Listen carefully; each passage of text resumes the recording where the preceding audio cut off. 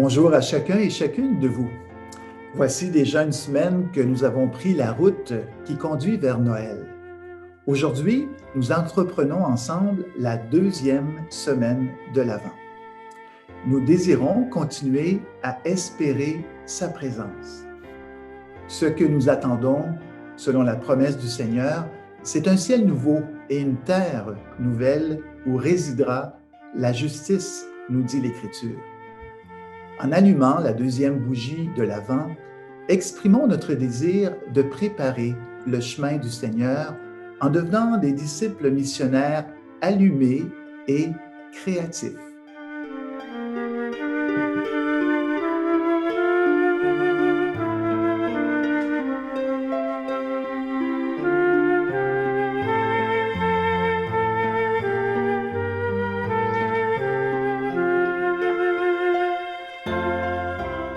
En ce deuxième dimanche de l'Avent, nous sommes appelés à préparer le chemin du Seigneur.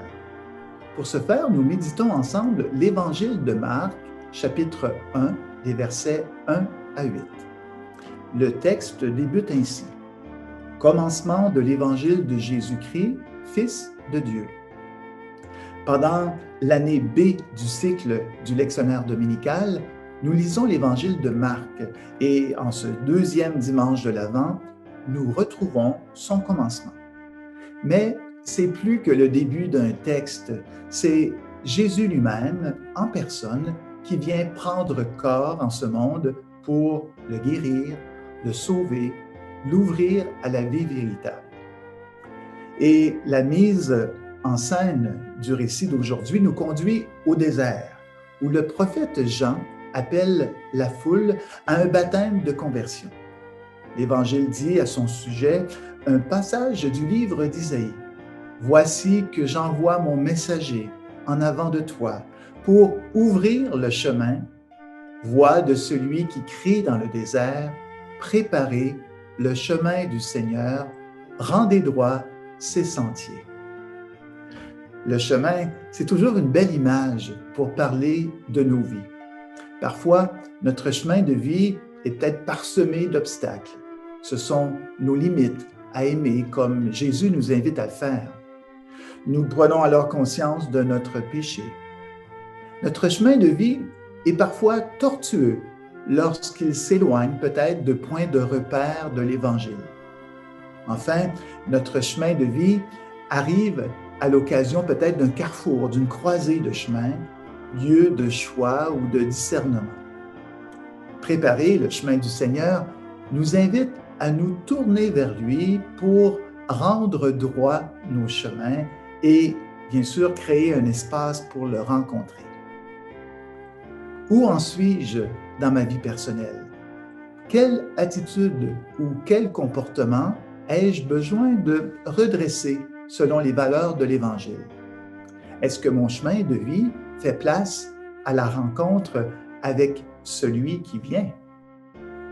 Cette semaine, je m'exerce à préparer le chemin du Seigneur en m'aménageant des temps de silence, de méditation ou de prière dans ma journée. Cela me permet alors de m'arrêter pour identifier dans mon cœur comment redresser le chemin de ma vie. La deuxième semaine de l'Avent me propose sûrement de porter une attention aux personnes seules, malades, vulnérables, qui ont besoin de réconfort sur le chemin de vie.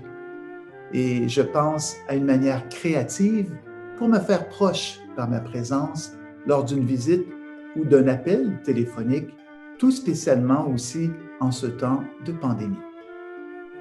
En ce deuxième dimanche de l'Avent, accueillons un autre personnage de la crèche. Aujourd'hui, nous retrouvons Joseph.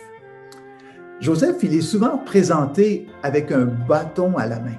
C'est le pèlerin du chemin. Sa route de vie la conduit à Marie, sa fiancée. Puis, ensemble, ils ont marché sur le chemin les conduisant à Bethléem. Face au danger, Joseph a voulu protéger sa famille en prenant Marie et l'enfant pour fuir en Égypte. Plus tard, ils rebrousseront chemin vers Nazareth. Joseph et le personnage de la crèche qui nous appelle à préparer le chemin du Seigneur.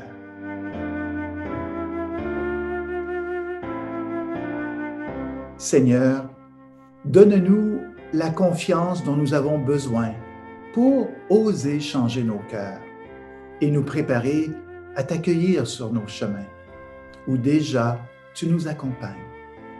Aide-nous à redresser nos chemins dans la confiance. Amen. À tous et à toutes, je souhaite une très bonne deuxième semaine de l'Avent.